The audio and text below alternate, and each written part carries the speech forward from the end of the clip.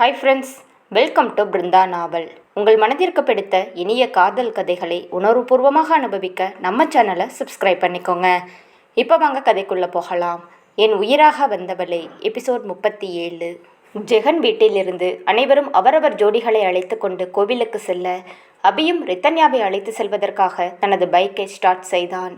அப்போது மது ரித்தன்யாவிற்கு அழைக்க தன் ஃபோனை எடுத்த ரித்தன்யா, சொல்லுங்க மது மேடம், எப்படி இருக்கீங்க? என்ன உங்கள் காதல் ஓகே ஆயிடுச்சா? சக்தி என்ன சொன்னாரு என்று அடுத்தடுத்த கேள்விகளை கேட்க, அதை கேட்ட மதுவுக்கும் கண்கள் கலங்க ஆரம்பித்து விட்டது. அவள் அமைதியாக ஏதும் பேசாமல் இருக்க, அவள் அமைதியாக இருப்பதை உணர்ந்த ரித்தோ, மது என்ன ஆச்சுடி, சக்தி கிட்ட பேசினியா இல்லையா என்று கேட்க, நடந்த அனைத்து விஷயங்களையும் மது ரித்தன்யாவிடம் கூறினாள். அதை கேட்ட மதுவுக்கு மிகவும் கவலையாக இருக்க, மது நீ ஒன்றும் கவலைப்படாத, எல்லாமே கூடிய சீக்கிரம் சரியாயிடும் என்று அவளுக்கு ஆறுதல் கூறியவள் தன் ஃபோனை வைத்தாள். இதை அனைத்தையும் கேட்டுக்கொண்டிருந்த அபி, என்ன ஆச்சு ரித்து என்று கேட்க, ஹாஸ்பிட்டலில் நடந்த மது கூறிய விஷயங்களை அபியிடம் கூறினாள். இந்த சக்திக்கு என்னதான் ஆச்சு? அன்னைக்கே ஹாஸ்பிட்டலில் நான் அவனை நோட் பண்ணேன். அவனும் மதுவை லவ் பண்ணுறான் தான். ஆனால் எதுக்காக இப்படி ஒத்துக்க மாட்டேங்கிறான்னு ஒன்றுமே புரியலை. இப்போவே அதுக்கு ஒரு முடிவு கட்டியாகணும் என்று நினைத்தவன் தன் ஃபோனை எடுத்து சக்திக்கு அழைத்தான். அபியின் ஃபோனை பார்த்ததும் சக்தியோ, ஹலோ சொல்லு அபி, ஊருக்கு சேஃபாக போயிட்டீங்களா என்று கேட்க, அதெல்லாம் நாங்கள் வந்துட்டோண்டா. ஆமாம், நீ எங்கே இருக்க என்று கேட்க, நான் ஆஃபீஸில் தான் இருக்கேன் அபி என்றான். சிறிது நேரம் ஆஃபீஸ் விஷயமாக பேசிய அபி, என்னடா மது எப்படி இருக்காங்க என்று கேட்டான். அபி மது என்ற பெயரை கேட்டதுமே சக்தியின் கண்களும் கலங்க ஆரம்பித்து விட்டது. இப்போது அபியிடம் எதையும் கூற வேண்டாம் என்று நினைத்தவன், நல்லா இருக்காங்கடா என்று மட்டும் கூறி வைத்தான். சக்தியே மதுவை பற்றிய விஷயங்களை கூறுவான் என்று நினைத்தவனுக்கு ஏமாற்றமாக சட்டென்று சக்தியிடம், சக்தி மதுவை நீ லவ் பண்ணுறியா என்று கேட்க, அதை கேட்ட சக்திக்கு அதிர்ச்சியாக இருந்தது. அவன் அதிர்ச்சியில் திக்கி திணறி நிற்க, அதை உணர்ந்த அபி மேலும் தொடர்ந்தபடி, மதுவை உனக்கு பிடிச்சிருக்குன்னு எனக்கு நல்லாவே தெரியும். அவளுக்கு அடிபட்ட போது நீ எவ்வளவு துடிச்சன்னு நான் கண்கூடாவே உன்னை பார்த்தேன். ஒரு ஃப்ரெண்டாக இருந்து அவ்வளவு துடிக்கணும்னு அவசியமில்லையே என்று சொல்ல, அதற்கு மேல் சக்தியால் உண்மையை தன் நண்பனிடம் மறைக்க முடியவில்லை. மனதில் இருப்பதை தன் நண்பனிடம் வெளிப்படையாக சொல்ல நினைத்தவன், அபி நான் மதுவை காதலிக்கிறது உண்மைதான் என்றான். அதை கேட்ட சக்திக்கு சந்தோஷமாக இருக்க, லவுட் ஸ்பீக்கரில் ரித்தன்யாவும் அதையே கேட்டுக்கொண்டிருந்தவளுக்கு சந்தோஷம் தாங்கிக் கொள்ள முடியவில்லை.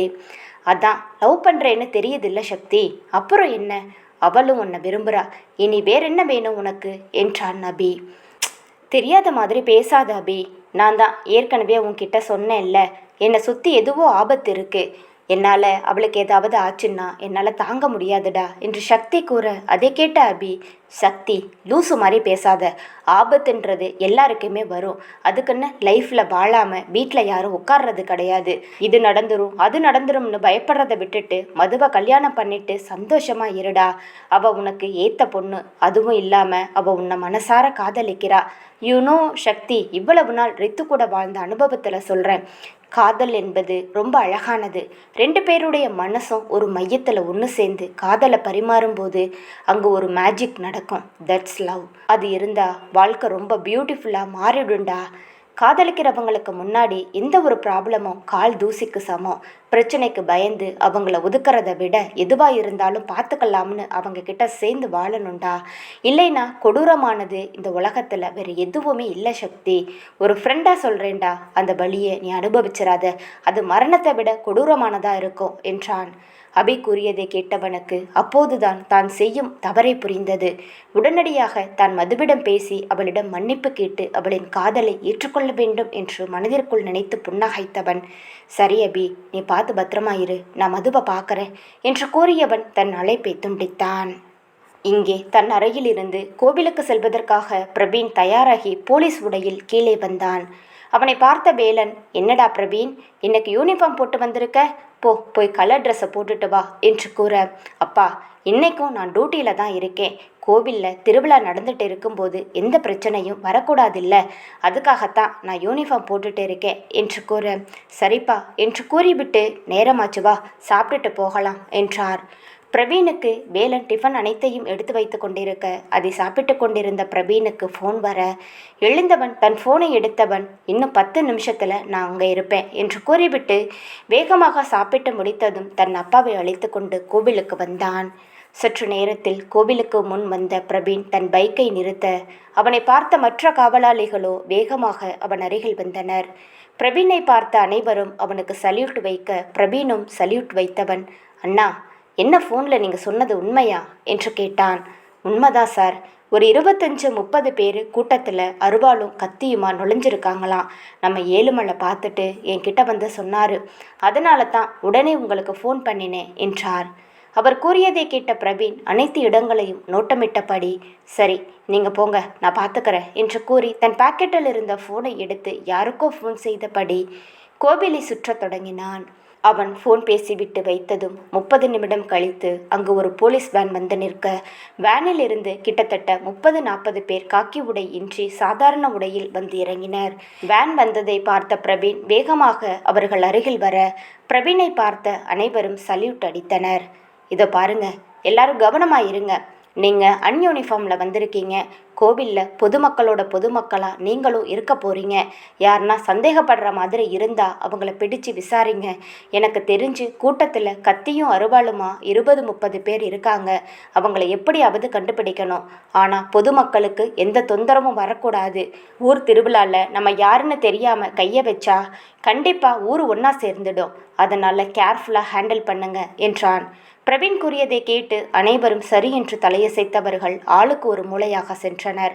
அனைவரும் அங்கிருந்து சென்று இருக்கும் நேரம் எம்எல்ஏ காத்தமுத்துவின் வண்டி வந்து நின்றது. எம்எல்ஏ காத்தமுத்துவை பார்த்த பிரவீன் அவர்களை நோக்கி செல்ல காரில் இருந்து காத்தமுத்து மற்றும் குமார் இருவரும் கீழே இறங்கினர். பிரவீனை பார்த்த குமார், ஒரு எம்எல்ஏ வந்தா அவருக்கு சல்யூட் அடிக்கணும் தெரியாதா என்று கேட்க பிரவீன் தன் பற்களை கடித்தபடி, என்னடா எப்படியோ வேலையை வாங்கிட்டோன்ற திமிரில் பேசுறியா? யாருக்கு கதவை திறக்கணும் யாருக்கு கதவை திறக்கக்கூடாதுன்னு எனக்கு தெரியும், அதனால் என்று கூறி தன் கைகளை முறுக்கி அவனிடம் காட்டினான். அவன் செயலை பார்த்த குமார், உன் கொழுப்பை இன்னையோடு அடக்கிறேண்டா என்று கூற, உன்னால் என்ன பண்ண முடியுமோ பண்ணிக்கோ என்றான். இவர்கள் இருவரையும் பார்த்த காத்தமுத்து, டே குமார், எதையும் சொல்லக்கூடாதுடா, இவனுங்களுக்கெல்லாம் செஞ்சுதான் காட்டணும். திருவிழா முடியறதுக்குள்ள இவன் இந்த காக்கி சட்டையை வேண்டாம்னு ஓடணும் என்று கூற, டேய், நினப்பு தாண்டா உனக்கும் உங்கள் அப்பனுக்கும் பொழப்பு கெடுக்க போகுது. இந்த திருவிழாவோட உங்கள் கதையை நான் முடிக்கிறேன்னா இல்லையான்னு பாருங்க என்று கூறியவன் அங்கிருந்து செல்ல, டேய், ஒரு நிமிஷம் நில்லுடா, நான் சொல்கிறத கேட்டுட்டு போ. இந்த திருவிழா முடியறதுக்குள்ள உன் குடும்பமே கதறி அழப்போகுது. கண்டிப்பாக அதை நான் பண்ணுவேண்டா என்று குமார் கூறி வில்லத்தனமாக சிரிக்க அவள் கூறியதை கேட்ட பிரவீன் வேகமாக அவன் அருகில் வந்தவன் அவன் சட்டையை இருக்க பற்றி, இதோ பாருடா, உனக்கும் எனக்கும் தான் பிரச்சனை. என்கிட்ட மட்டும் மோது, என் குடும்பத்தில் யாராவது ஒருத்தர் மேலே நீ கையை வச்ச உன்னையும் உங்கள் அப்பனையும் உயிரோட விடமாட்டேன்டா, வெட்டி இதே இடத்துல புதைச்சிடுவேன் என்று கோபமாக கத்தினான். என்னடா நான் சொல்கிறதுக்கே கோபப்படுற? இந்நேரம் உனக்கு நியூஸ் வந்திருக்குமே, 30 பேரை இறக்கியிருக்கேன்டா. ஒருத்தர் 2 பேர் இல்லை, 30 பேர். உன் குடும்பத்தில் ஒருத்தரோட தலையையாவது வெட்டி கீழே சாய்க்கணுண்டா என்றான் கோபமாக. அவன் கூறியதை கேட்ட பிரவீனோ, என் குடும்பத்தில் ஒருத்தரை நீ தொட்டுப்பாரு, அதுக்கப்புறம் இந்த காக்கி சட்டையை நான் போட மாட்டேன்டா என்றான். குமார் தன் சட்டையை பற்றி இருந்த பிரவீனின் கையை எடுத்தவன், அப்போ கூடிய சீக்கிரம் காக்கி சட்டையை கழட்டிட வேண்டியதுதான் என்று கூறி அவனை தாண்டி செல்ல பிரவீனை பார்த்து சிரித்தபடி காத்தமுத்துவும் குமாரின் பின்னால் சென்றார்.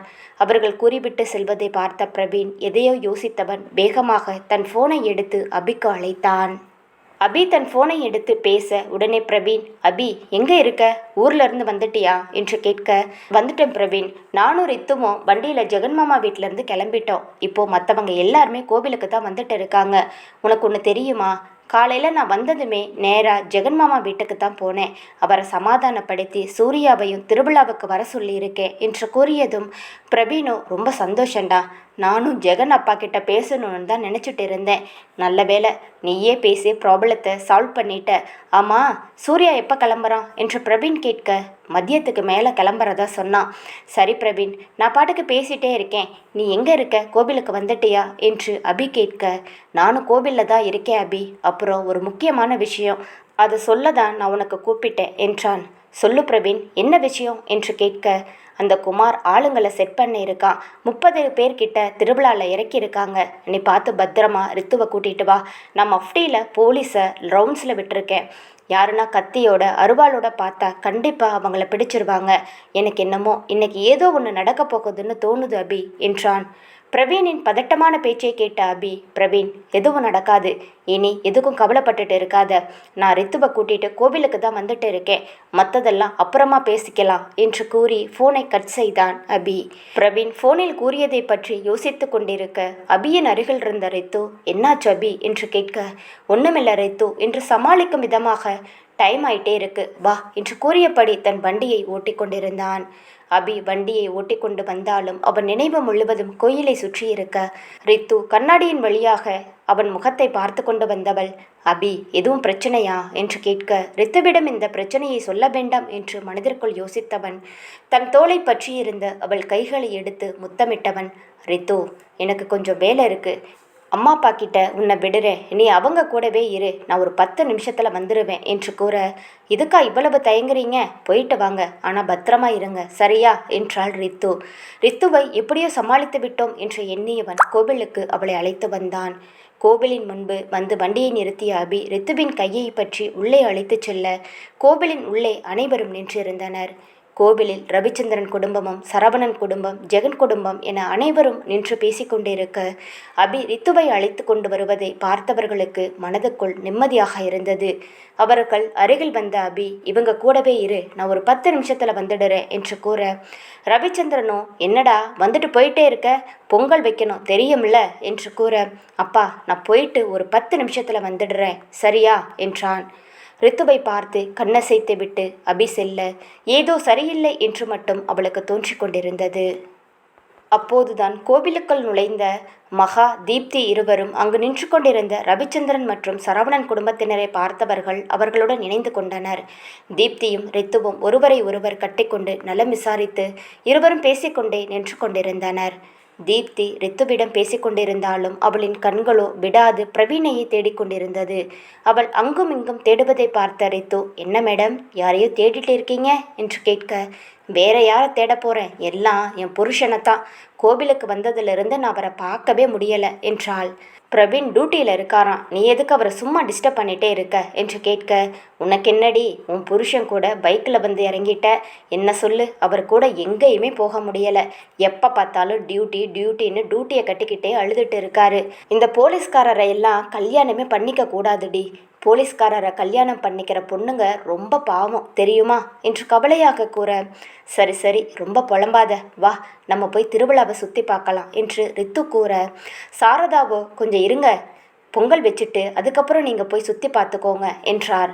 சாரதா கூறியதை கேட்ட ராஜேஸ்வரி, போயிட்டு வரட்டும் சாரதா, பொங்கல் வைக்கிறதுக்கு இன்னும் நேரம் இருக்குல்ல, இதோ பாரு பிள்ளைங்களா, பத்திரமா போய் சுற்றி பார்த்துட்டு அரை மணி நேரத்துக்குள்ளே வந்துடணும் சரியா என்று கூற அதை கேட்ட தீப்தியும் ரித்துவும் உற்சாகமாக சரி என்று தலையசைத்தனர். பெண்கள் அனைவரும் வந்திருந்தவர்களிடம் பேசிக்கொண்டிருக்க ஆண்கள் அனைவரும் கோவிலில் உள்ள பெரியவர்களை பார்ப்பதற்காக சென்றிருந்தனர். ஊரில் பெரிய திருவிழா என்பதால் கண்ணுக்கெட்டும் தொலைவு வரை எங்கு பார்த்தாலும் மக்கள் கூட்டமாக நிறைந்திருந்தது. கோவிலை சுற்றி பலவிதமான கடைகள் அமைந்திருக்க குழந்தைகள் விளையாடுவதற்கான ராட்டினம் என்று அனைத்துமே இருந்தது. தீப்தி ரித்துவின் கையை இறுக்கமாக பற்றி கொண்டவள், இதோ பாரு ரித்து, கூட்டம் அதிகமாக இருக்குது, என் கையை விட்டுட்டு நீ எங்கேயும் போகக்கூடாது, ஏன்னா இது சாதாரண திருவிழா இல்லை, சுத்துப்பட்டில் இருக்க ஜனமும் மொத்தமாக இங்கே தான் இருக்காங்க, அதனால் பத்திரமா என் கையை பிடிச்சிக்கோ என்று கூற அதை கேட்ட ரித்துவோ சரி என்று தலையை அசைத்து கொண்டாள். இருவரும் ஒரு கை ஒருவர் விடாமல் பற்றி கொண்டு அங்கும் இங்கும் கடைகளை பார்த்து கொண்டு சென்றனர். பெண்கள் இருவரும் அங்கிருந்த கடைகளில் பொருட்களை பார்த்து கொண்டே செல்ல இவர்களை ஒரு கும்பல் பின்தொடர்ந்து கொண்டிருந்தது. இங்கே சக்தி மதுவை காண்பதற்காக தன் ஃப்ளாட்டிற்கு வரும் வழியில் அவளை கண்டவன் மது என்று அவளை அழைத்தபடி ஓட மது திரும்பி பார்க்க அங்கே சக்தி நின்று கொண்டிருந்தான். அவளுக்கு முதுகில் பட்ட காயங்கள் ஓரளவிற்கு ஆறியிருந்தது. சக்தியை பார்த்ததும் தன் முகத்தை திருப்பி கொண்டு செல்ல அவளை பின்தொடர்ந்தபடி மது மது என்று அழைத்தவாறு அவனும் பின்னே செல்ல அவளோ கேட்டும் கேட்காதவள் போல சென்றிருந்தாள். அவசரமாக வெளியே வந்திருக்க அவளோ அதற்குள் லிஃப்டில் ஏறி இருந்தாள். இவனும் ஓடி சென்று ஏறிக்கொள்ள லிஃப்ட் சென்று கொண்டிருந்தது. லிஃப்டில் நின்ற மதுவும் திரும்பியபடி, மது, ஐ எம் சாரி, நான் உன்கிட்ட பேசாமல் இருந்தது என் தப்பு தான். நான் பயந்துட்டேன். என்னால் உனக்கு ஆபத்து வந்துருமோன்னு. I am sorry, really sorry Madhu என்றவன் தன் பாட்டிற்கு பேசிக்கொண்டிருக்க அவளோ எங்கோ பார்த்தபடி நின்றிருந்தாள். அவள் பேசி தன்னுடன் சண்டையிட்டு இருந்தாலும் பரவாயில்லை. ஆனால் அவளின் மௌனம் அவனை பாடாய்ப்படுத்தியது. மது என்று அவளது அருகில் வர பார்க்கவும் அந்நேரம் லிப்ட் திறக்கவும் சரியாக இருக்க 2வது தளத்தில் இருந்து 4 பேர் லிப்டில் ஏறி இருந்தார்கள். அவர்களை கண்டதும் சக்தி அமைதியாக நின்றுவிட லிப்ட் கீழே நகர்ந்தது. கடைசி ஃப்ளோரில் வந்து நிற்க முன்னே இருந்தவர்கள் இறங்கியதும் அவர்களோடு மதுவும் இறங்கிவிட்டாள். அவளை தொடர்ந்து இறங்கிய சக்தி, மது நான் சொல்றதை கேளு என்று பின்தொடர்ந்தபடியே இருந்தான். அவள் வேகமாக நடக்க இவனும் வேகமாக நடக்க இப்போது ஓடிச் சென்று அவளது கரத்தை பற்றி கொண்டவன், நான் இவ்வளவு நேரம் கூப்பிட்றேன்ல, கொஞ்சம் நின்னாதான் என்னம்மா? நான் பண்ணது தப்பு தான். அதுக்காக 1000 தடவை சாரி சொல்கிறேன். இப்போதைக்கு கோபத்தை தூக்கி போட்டுட்டு மது ப்ளீஸ் என் கூட வா, உன்கிட்ட கொஞ்சம் பேசணும் என்று அவன் அவளை இழுக்க பட்டென அவனது கரத்தை உதறிவிட்டவள், ஹலோ யார் நீங்கள்? எதுக்காக என்னை டிஸ்டர்ப் பண்ணிட்டு இருக்கீங்க? மரியாதையாக என் கையை விடுங்க, இல்லை போலீஸில் கம்ப்ளைண்ட் பண்ண வேண்டியது வரும் என்று விரலை காட்டி மிரட்டியவள் விறுவிறுப்பாக தன் நடையை கட்ட, மது ப்ளீஸ் நான் சொல்கிறதை கேளு என்று அவனும் கெஞ்சியபடி அவள் பின்னே நடந்து கொண்டிருந்தான். தெருவின் முனையில் ஒரு சில இளைஞர்கள் இதை பார்த்தபடி அமர்ந்திருக்க சக்தி அவள் பின்னே வருவதை தவறாக நினைத்து அவனை தட்டி கேட்க வந்தார்கள். அவனது காலரை பற்றியபடி, யார் நீ? எதுக்காக அவங்கள டிஸ்டர்ப் பண்ணுற? அவங்க தான் உன்னை தெரியாதுன்னு சொல்கிறாங்கல்ல, ஒரு பொண்ணை தனியாக பார்த்திடக்கூடாதே, உடனே பொறுக்கித்தனம் பண்ண ஆரம்பிச்சிடுறீங்க என்று கூறியபடி சக்தியை சுற்றியபடி நின்று கொள்ள அதில் கடுப்பான Shakti, hey this is none of your business. எங்கள் 2 பேருக்கும் நல்லாவே பழக்கம் இருக்குது. அவள் என் மேலே கோபமாக இருக்கா, அதனால் உன்னை தெரியலைன்னு சொல்கிறா. இப்போ என்னை விடுங்க என்று சொல்ல அந்த இளைஞர்கள் மதுவை பார்த்தபடி, என்ன மேடம் இவனை உங்களுக்கு தெரியுமா என்று கேட்க அவளோ சக்தியை முறைத்தபடி பார்த்து கொண்டிருந்தாள்.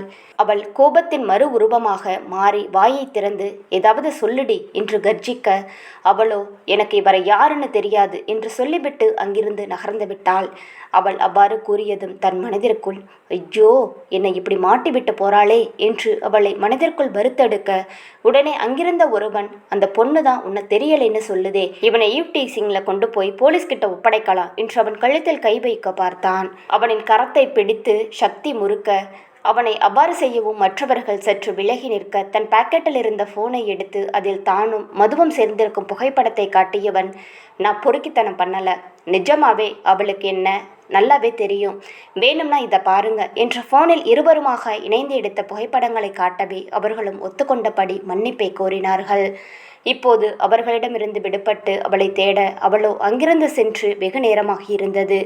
அவள் கண்டிப்பாக ஃப்ளாட்டிற்குத்தான் சென்றிருப்பாள் என்று நேராக அவளை தேடி அங்கேதான் சென்றான். வெகு நேரம் கதவை தட்ட அவள் திறக்கவே இல்லை. உடனே தன் ஃப்ளாட்டை திறந்து பால்கனி வழியாக அவளின் பால்கனிக்கு சென்றவன் பின் வழியாக உள்ளே நுழைந்தான். அப்போது அவளின் அம்மா பார்வதி கடைக்கு சென்றிருந்ததால் அவன் வந்தது கூட தெரியாமல் அவள் ஹாலில் அமர்ந்து அழுது கொண்டிருக்க அதை கண்டு தன்னையே நொந்து கொண்டவன் மது என்று மெல்லிய குரலில் அழைக்க அவன் குரல் கேட்டு எழுந்து நின்றவள், எப்படி இங்க வந்தான் என்று சுற்றுமுற்றும் பார்த்தாள். பால்கனியின் கதவு திறந்திருக்கவே அவனை பார்த்து ஏகத்திற்கு முறைத்தவள், இங்க பாருங்க, தேவையில்லாமல் என்னை தொந்தரவு பண்ணாதீங்க, மரியாதையாக இங்கேருந்து போயிருங்க, இல்லை நடக்கிறதே வேற. ஒரு பொண்ணு மட்டும் இருக்கிற இடத்துல இப்படியெல்லாம் நடந்துக்க உங்களுக்கு வெக்கமா இல்லை? உங்களுக்கு என்ன, எப்போ வேணாலும் சொல்லாமல் கொள்ளாமல் போயிடுவீங்க, வெளியே யாராச்சும் பார்த்தா என்ன தான் தப்பாக நினைப்பாங்க, ஸோ ப்ளீஸ் இங்கேருந்து போயிருங்க என்று கையெடுத்து கும்பிட்டவள் உள்ளே பார்க்க விடாது அவள் முன்னே சென்று நின்று கொண்டவன், மது ப்ளீஸ் நான் சொல்கிறத கொஞ்சம் கேளு என்று கெஞ்சினான். இல்லை எனக்கு எதுவும் கேட்க விருப்பம் இல்லை, நீங்கள் தயவு செஞ்சு இங்கிருந்து போயிருங்க என்று அவள் நகர பட்டென அவளை இழுத்து கட்டி அணைத்து கொண்டான். சக்தி என்னை விடுங்க, என்னை விடுங்க என்று அவள் எழுந்து கொண்டே அவன் பிடியிலிருந்து விலக பார்க்க அவன் தன் அணைப்பையும் இன்னும் இன்னும் இறுக்கமாக்கி கொண்டே சென்றான். பாம்பன் பாலத்தை பூ போன்ற கையால் தள்ள முடியாமல் தோற்றுப்போக அதற்கு பின் அவளும் அமைதியாக நின்றுவிட அதை உணர்ந்தவன் இப்போதே பேசத் தொடங்கினான். சாரிடி, ஐ எம் ரியலி சாரி, நான் பண்ணது தப்பு தான், ரொம்ப பெரிய தப்பு. அதுக்காக என்னை அடிச்சுடு, என்ன வேணாலும் பண்ணு. ஆனால் இப்படி மட்டும் பேசாமல் போகாத. என்னால் முடியலடி, நான் பயந்துட்டேன். உன்னை இழந்துருவேன்ற பயத்தில் கோலை மாதிரி ஓடி ஒளிஞ்சிட்டேன்.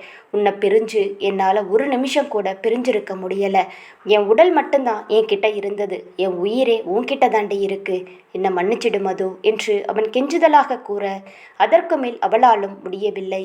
அவனது முதுகிலும் தோளிலும் மொத்து மொத்து என்று அடித்தபடி அவளும் அழத் தொடங்கியிருந்தாள். அவளை விட்டு சற்றே பிரிந்தவன் அவளது கரங்களை பற்றி, அழாத மது, சாரிடி சாரி என்று சொல்ல, நின்ற இடத்திலேயே பொத்தென்று அமர்ந்தவள் தான் இத்தனை நேரமாக அனுபவித்த வழிகளை அவனிடம் சொல்லத் தொடங்கியிருந்தாள். இப்போ மட்டும் எதுக்காக வந்தீங்க? நான் உங்களுக்கு எவ்வளவு கால் பண்ணேன், ஏன் எடுக்கலை? இப்போ வருவீங்க எப்போ வருவீங்கன்னு உங்களுக்காக வழி மேலே வெளி வச்சு காத்துக்கிட்டு இருந்தேன். எதுக்காக என்ன இப்படி தவிக்க விட்டீங்க? இல்லை, நீங்கள் ப்ரப்போஸ் பண்ணின உடனே சம்மதிச்சதுக்காக என்னை இலக்காரமாக நினச்சிட்டீங்க, அப்படித்தானே என்று அவள் விம்மியபடியே கேட்க, அவளது கன்னங்களை இறுக்கமாக பற்றி கொண்ட சக்தி மறுப்பாக தலையசைத்தபடி, இல்லை மது, அப்படியெல்லாம் சொல்லாதடா எனும் போதே இடையிட்டாள் மது. எல்லாம் ஏன் தப்பு, என்னை விரும்புகிறீங்கன்னு நான் தான் தப்பாக நினச்சிட்டு இருந்திருக்கேன். என் மேலேயா உங்களுக்கு காதல் வந்துட போகுது? என்னையா காதலிக்க போகிறீங்க? எத்தனையோ அழகான பொண்ணுங்களை பார்த்து அசையாத உங்கள் மனசு என்ன பார்த்தா மசிய போகுது? நீங்கள் பழகிறத வச்சு நான் தான் காதல்னு அதை தப்பாக எடுத்துக்கிட்டேன். என்னை மன்னிச்சிடுங்க சக்தி என்றவள் குத்தலாகவும் அதே சமயம் வழிகொண்டும் சொல்ல, இங்கே முற்றிலுமாக சிதைந்தான் சக்தி. தான் செய்த கோழைத்தனம் அவளை எந்த அளவிற்கு பாதித்திருக்கிறது என்று அவன் மனம் முற்றிலுமாக உணர, அடுத்த நொடியே தன் மனதில் இருந்த காதலை வெளிச்சம் போட்டு சொல்லத் தொடங்கியிருந்தான் சக்தி. மது, என்னடி இப்படியெல்லாம் பேசுகிற? எனக்கு உன்னை ரொம்ப பிடிக்கும். நீ இல்லாமல் இந்த 2 நாள் 2 யுகமாக கழிச்சேண்டி. உன்னை நினைக்காத நிமிஷம் கிடையாது. உன்னோட இந்த ஸ்பரிசமும் அருகாமையும் வேணும்னு என் மனசு கேட்டு கேட்டு தொந்தரவு பண்ணுதுடி. உன் கூட இருந்த இந்த அழகான நாட்கள் அது எவ்வளவு மிஸ் பண்ணியிருக்கேன் தெரியுமா? பகல்லையாச்சும் ஆஃபீஸ் வேலைன்னு இருந்துடுவேன், ஆனால் நைட்டு உன் ஞாபகம் என்னை கொலையாக கொல்லும். உன் நினைப்பில் பைத்தியக்கார மாதிரி புலம்பி இருக்கேன் தெரியுமா? உன்கிட்ட ஏற்பட்ட இந்த உணர்வுகள் காதல் தான்னு உணர்ந்த அடுத்த நிமிஷமே நீதான். நீ மட்டும்தான் என் வாழ்க்கையில் எல்லாம்னு முடிவு பண்ணேன். ஆனால் உன்னை அன்னைக்கு ரத்த கரையோடு பார்த்தபோது என் உயிரே என்கிட்ட இல்லாமல் போயிருச்சுடி. என்னால் தான் உனக்கு அப்படி ஆயிடுச்சுன்னு என் மனசு குற்ற உணர்ச்சியில் தவிச்சது. உன் முகத்தை பார்த்து பேசக்கூட எனக்கு தைரியம் வரலை. என் முகத்தை பார்க்கவே எனக்கு கோபமாக வந்தது. உன்னை நான் காயப்படுத்த விரும்பலை மது. அதனால தான் உன்கிட்ட இருந்து விலகி போக நினச்சேன். ஆனால் என்னால் முடியலடி. எனக்கு நீ வேணும் மது. வாழ்க்கை பூரா எனக்கு உன் கூட இருக்கணும், சந்தோஷமா நிம்மதியா. நான் உன் கூட இருந்த நாட்களில் நீ காட்டின அக்கறையையும் பாசத்தையும் பார்க்கும்போது அது எப்போவுமே வேணும்னு ஏங்கி தவிச்சிட்டு இருக்கேன். அந்த தவிப்பை நீ தான் என் மனைவியா பூர்த்தி பண்ணணும். பண்ணுவியா என்று அவன் திருமணத்திற்காக கேட்க, அதை கேட்டவளோ உறைந்து நின்றாள்.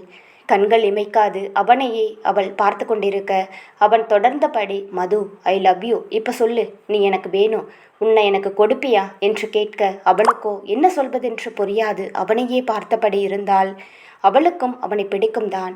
அவளை அவனும் விரும்புகிறான் என்று அவளுக்கும் தெரியும். ஆனால் அவன் பட்டென திருமணத்திற்காக கேட்டுவிட என்ன சொல்வதென்று புரியாமல் விழித்து கொண்டிருந்தாள். அவளது கோபத்தை அறிந்து கொண்டவன், என்னடி ஒன்றுமே பேசாம சிலையா நிற்கிற? மறுபடியும் உன்னை விட்டுட்டு போயிடுவேன்னு நினைக்கிறியா? சத்தியமாக சொல்கிறேன், இனி இந்த உயிர் இருக்கிற வரைக்கும் இந்த சக்தி உன் கூட தான் இருப்பான். இன்று தன் கழுத்தில் அணிந்து இருந்த செயின் ஒன்றை கழட்டி தன் இரு கரத்தால் பற்றி கொண்டவன், என் கையில் தாலி இருந்தா இப்போவே உன் கழுத்தில் கட்டியிருப்பேன். ஆனால் என்கிட்ட இருக்கிறது இந்த செயின் மட்டும்தான். நான் மனப்பூர்வமாக உன்னை என் மனைவியாக ஏற்றுக்கிட்டு இதே தாலியாக நினச்சி போட்டு விடுறேன். இப்போவாச்சும் என்னை நம்பு என்று அவளது கழுத்தில் செயினை அணிந்துவிட அவனின் கரத்தை நீட்ட, அதை தடுத்து நிறுத்திய மது, சக்தி, அவசரப்படாதீங்க. இப்போது நீங்கள் எமோஷ்னலாக இருக்கீங்க. கல்யாணன்றது யோசித்து முடிவெடுக்க வேண்டிய முடிவு. ஒரு தடவை பண்ணிட்டா அது காலத்துக்கும் நிலைக்கணும். இது ஒன்றும் ஆஃபீஸ் வேலை மாதிரி கிடையாது, பிடிக்கலைன்னா வேறு வேலை பார்க்கறதுக்கு என்று அப்போதும் அவள் குத்தலாகவே கூற, அதற்கு லேசான புன்னகை ஒன்றை சிந்தியவன், தெரியும் மது, ப்ளீஸ் பழச எதையும் பேசாத. உன் காதலில் ஆயுள் கைதியாக இருக்கணும்னு முடிவு பண்ணிட்டேன். இனி இதை யாராலையும் மாற்ற முடியாது என்று சொல்லி அவளது கழுத்தில் அந்த செயினை அணிந்து விட்டான். தன் காதலும் காத்திருப்பும் வெற்றியடைந்த சந்தோஷம் தாழ முடியாமல் பெண்ணவளின் கண்களில் கண்ணீர் வெள்ளம் பெருக்கெடுக்க அவளது முகத்தை தன் கரம் கொண்டு ஏந்தியவன் அவளது கண்ணீரை அழகாக துடைத்துவிட்டபடி, மது, ஐ லவ் யூடி என்று அவளது இதழை மொத்தமாக சிறை செய்தான் சக்தி. இந்த முத்தத்தை எதிர்பாராத பெண்ணவள் சற்று தடுமாறி போக அதிர்ச்சியில் கண்கள் விரிய இதயம் படபடவென்று அடித்து கொண்டது. தன்னவன் விரும்பி கொடுக்கும் முதல் முத்தம் இது. கோபப்படவோ மறுக்கவோ அவளுக்கு சுத்தமாக மனம் வரவில்லை. அவனின் இதழ்கள் அவளது இதழ்களை தீண்ட தீண்ட சுகத்தில் தன்னையும் மறந்து போனவள் மெதுவாக கண்களை மூடி அவனுக்கு இசைந்து கொடுக்க ஆரம்பித்தாள். வெகு நேரம் கழித்து அவளது இதழுக்கு விடுதலை தந்தவன் அவளது முகத்தை ஏந்தி பார்க்க அது வெட்கத்தில் சிவந்து போயிருந்தது.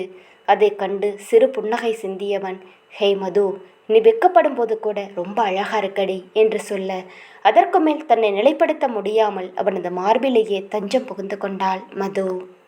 இங்கே ரித்துவிடம் கூறிய அபி நேராக பிரவீனை பார்ப்பதற்காக சென்றான். பிரவீன் அங்கிருந்த காவலர்களிடம் அனைத்து இடங்களிலும் தேடுமாறு கூறிக்கொண்டிருக்க அவனின் அருகில் வந்த அபி பிரவீன் என்று அழைத்தான். அபியின் குரலை கேட்டதும் பிரவீனோ, நான் சொன்ன மாதிரி ஒரு இடம் விடாது தேடுங்க, அப்புறம் அந்த குமார் மேலே ஒரு கண் இருக்கட்டும் என்று கூற அதை கேட்ட மற்ற போலீஸ் அதிகாரிகளும் சரி என்று தலையை அசைத்துவிட்டு அங்கிருந்து சென்றனர். அவர்கள் அனைவரும் சென்றதும் பிரவீனோ, அபி எப்போ வந்த, ரித்து எங்க என்று கேட்டான். நான் வந்து கொஞ்ச நேரம்தான் ஆகுது, ரித்துவை கோவிலில் விட்டுட்டு வந்திருக்கேன், எல்லாருமே இருக்காங்க என்று கூற, நீ யாருன்னா சந்தேகப்படுற மாதிரி பாத்தியா என்று கேட்டான் பிரவீன். இல்லை, நானும் வந்ததிலிருந்து சுற்றி சுற்றி பார்த்துட்டேன், யாரும் என் கண்ணுக்கு தெரியலை என்று கூற, பிரவீனோ, ரொம்ப ஜாக்கிரதையாக இருக்கணும் அபி, யார் எந்த நேரத்தில் என்ன பண்ணுவாங்கன்னு தெரியாது, நம்ம தான் கொஞ்சம் உஷாராக இருக்கணும் என்றான். அபியோ சரி பிரவீன் என்று கூற, எல்லாரும் வந்துட்டாங்களா அபி என்று பிரவீன் கேட்க, எல்லாரும் வந்துட்டாங்க என்று அபி கூறியதும், சரி நீ கொஞ்சம் கவனமாயிரு, ரித்துவை எங்கேயும் தனியாக விடாத, நம்ம வீட்டில் இருக்கிறவங்களையும் பத்திரமா பார்த்துக்க, நான் போய் தீப்தியை பார்த்துட்டு வந்துடுறேன் என்று கூறியவன் கோவிலுக்குள் வந்தான். அப்போது கோவிலை சுற்றி பார்க்க ஆரம்பித்தான். இருவரும் தனித்தனியாக சென்று எல்லா இடங்களையும் தேடினர். பிரவீன் அனைவரையும் தேடிக்கொண்டு கோவிலுக்கு வர அங்கே பெண்கள் மட்டும் பேசிக்கொண்டிருப்பதை பார்த்தவன் அவர்கள் அருகில் வந்தான். கோவிலுக்குள் இருந்த மகாவோ பிரவீனை தேடிக்கொண்டிருக்க அந்நேரம் பார்த்து பிரவீன் சரியாக வர பிரவீனை பார்த்த மகா, வா பிரவீன், சரியா நேரத்துக்கு தான் வந்திருக்க, உன்னை தாண்டா நான் தேடிட்டு இருந்தேன் என்று கூற அவர்கள் அருகில் வந்த பிரவீன், கொஞ்சம் டியூட்டி இருந்ததுமா அதான் என்று கூறியபடி அங்கு யாரையோ தேடிக்கொண்டிருக்க அவன் யாரை தேடுகிறான் என்பதை புரிந்து கொண்ட ராஜேஸ்வரி பாட்டியும், டேய் பிரவீன், உன்னோட ஆளு இங்கே இல்லை என்றார். தன் பாட்டி கூறியதை கேட்டு புன்னகைத்தவன் அவரின் அருகில் சென்று, பாட்டி எப்படி இருக்கீங்க என்று கேட்க, பாருடா இப்போதான் என்னெல்லாம் உனக்கு தெரியுதா என்று கிண்டலாக கேட்க, ஒன்றுமில்லை பாட்டி, டியூட்டி டென்ஷனில் ஒன்றுமே புரிய மாட்டேங்குது என்று கூறி அங்கு வந்திருந்த அனைவரையும் நலம் விசாரித்தான். அவர்கள் அனைவரிடமும் பேசிய பிரவீன், அம்மா எங்க தீப்தியையும் ரித்துவையும் காணோம் என்று கேட்க அங்கு நின்று கொண்டிருந்த சாந்தியோ, எல்லாரும் கடைக்கு போயிருக்காங்க என்று கூறினார். சாந்தி கூறியதை கேட்டதும் ஏனோ பிரவீன் முகம் பதற்றமாக மாறியது. அவன் முகபாவனைகளை புரிந்து கொண்ட மகா, பிரவீன் எதுனா பிரச்சனையா என்று கேட்க, அது ஒன்றும் இல்லைம்மா, நான் போய் தீப்தியை பார்த்துட்டு வந்துடுறேன் என்று கூறியவன் அதற்கு மேல் நிற்காமல் அவர்களை வேகமாக தேடிக்கொண்டு சென்றான். பிரவீன் வேகமாக செல்வதை பார்த்த மகாவிற்கு இது தவறாகப்பட, நீங்கள் எல்லாரும் பேசிட்டு இருங்க, இதோ வந்துடுறேன் என்று கூறியவர் நேராக சரவணனை பார்ப்பதற்காக சென்றாள். சரவணனை தேடிச் சென்ற மகா அங்கு பார்க்க சரவணன் அங்கிருந்த ஊர் பெரியவர்களுடன் பேசிக்கொண்டிருப்பதை பார்த்தவள் தயங்கியபடி நின்றிருந்தாள். மகா வந்ததை பார்த்த குணா, என்னாச்சு மகா என்று கேட்க, அப்பா நான் சரவணன் அண்ணா கிட்ட கொஞ்சம் பேசணும் என்றாள். சரவணே ஊர் பஞ்சாயத்து தலைவர்கிட்ட பேசிட்டு இருக்கான், ஏதாவது முக்கியமான விஷயமா இருந்தா சொல்லுமா என்று கூற மகா தயக்கத்துடன், என்னன்னு தெரியலப்பா, பிரவீன் வந்தான், முகமே பதட்டமாக இருந்துச்சு, தீப்தியை கேட்டான், அவள் கடைக்கு போய் இருக்கான்னு சொன்ன உடனே வேகமாக அவளை தேடி போயிட்டான் என்று கூற இதை கேட்ட குணா, இதுக்கு போய் எதுக்கு பயப்படுற, சாதாரணமாக தான் தீப்தியை தேடி வந்திருப்பா, அவள் இல்லைன்னு சொன்னதும் கோபமாக போயிருப்பா, மற்றபடி ஒன்றும் இருக்காது என்றார். இல்லைப்பா, பிரவீன் கோபமாக இல்லை, ரொம்பவே பதட்டமாக இருந்தான், ஏதோ மனசுக்குள்ள ஒரு மாதிரியாக இருக்கு என்று கூற மகாவின் முகம் கவலையாக இருப்பதை புரிந்து கொண்ட குணா, சரி ஒரு நிமிஷம் இருமா, நான் போய் சரவணனை வர சொல்கிறேன் என்று கூறி நேராக சரவணனிடம் சென்று மகா கூறியதை கூற சரவணன் குணாவை அழைத்து கொண்டு மகாவின் அருகில் வந்தார். என்ன மகா, இதுக்கெல்லாம் போய் பயப்படுற என்று கூற, இல்லைண்ணா, பிரவீன் முகமே இன்னைக்கு சரியில்லை, எனக்கு என்னமோ மனசு பதட்டமாக இருக்கு என்று மூவரும் பேசிக்கொண்டே இருக்க அங்கு அபி வேகமாக வந்தான். அபியை பார்த்த மகா, என்னாச்சு அபி, நீ ஏன் இவ்வளவு பதட்டமாக இருக்க? பிரவீனும் இந்த மாதிரி தான் இருந்தான், என்னதான் நடக்குது என்று விடாது கேட்டுக்கொண்டே இருந்தாள். அது என்று அவன் தயங்கிக் கொண்டே இருக்க மகாவோ அவன் தயங்குவதை பார்த்து கோபமாக, டேய், எந்த விஷயமா இருந்தாலும் மறைக்காம என்கிட்ட சொல்லு என்றாள்.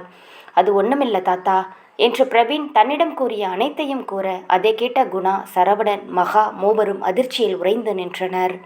மகாவோ, என்னடா சொல்ற, இந்த பொண்ணுங்க வேற தனியா போயிருக்காங்களே என்று பதட்டமாக கூற அவர் கூறியதை கேட்டதும், என்னத்த சொல்றீங்க என்று கேட்டான் அபி.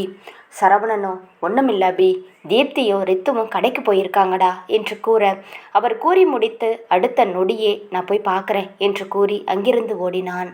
அவன் வேகமாக செல்வதை பார்த்த சரவணன், மகா, முதல்ல நம்ம வீட்டில் இருக்கிறவங்க கிட்ட போகலாம், அவங்களுக்கும் எந்த ஆபத்தும் வரக்கூடாது என்று கூற, நீ சொல்கிறது சரிதான் அண்ணா, முதல்ல அங்கே போகலாம், அது மட்டும் இல்லை வீட்டில் இருக்கிற மற்றவங்களுக்கும் இதை பற்றி சொல்லியே ஆகணும் என்றாள். சரவணா, ஆனால் லேடிஸ்களுக்கு இந்த விஷயம் தெரிய வேண்டாம், மற்ற எல்லாருக்குமே இதை பற்றி சொல்லணும் என்று கூறியவர் அங்கிருந்த வேலன், ரவிச்சந்திரன், கதிர், ஜெகன் என அனைவரிடமும் இதை பற்றி கூறினர். சரவணன் இதை கூறியதை கேட்ட அனைவருக்கும் மனதுக்குள் பதற்றம் அதிகமானது. ரவிச்சந்திரனோ, சரவணா, இந்த விஷயத்தை நம்ம சாதாரணமாக விடக்கூடாது, யாருக்கும் எந்த ஆபத்தும் வரக்கூடாது, பொங்கலை கூட நம்ம நாளைக்கு வச்சுக்கலாம், ஆனால் இன்னைக்கு பத்திரமா எல்லாரும் வீட்டுக்கு போகணும் என்று கூற ரவிச்சந்திரன் கூறியதை கேட்ட மகாவிற்கும் அதுதான் சரி என்று பட்டது. ஆமாம், நாளைக்கு நம்ம பொங்கல் வச்சுக்கலாம், அது மட்டும் இல்லை நாளைக்கு சூர்யா, பைஷு எல்லாரும் வந்துடுவாங்கல்ல என்றாள். ஆமாம் மகா, நீ சொல்கிறதும் சரிதான், முதல்ல இங்கே இருக்கிறவங்க எல்லாரையும் வீட்டுக்கு கூட்டிகிட்டு போகலாம் என்று கூறியபடி குணாவும் ரவிச்சந்திரனும் பெண்களை தேடிக்கொண்டு சென்றனர்.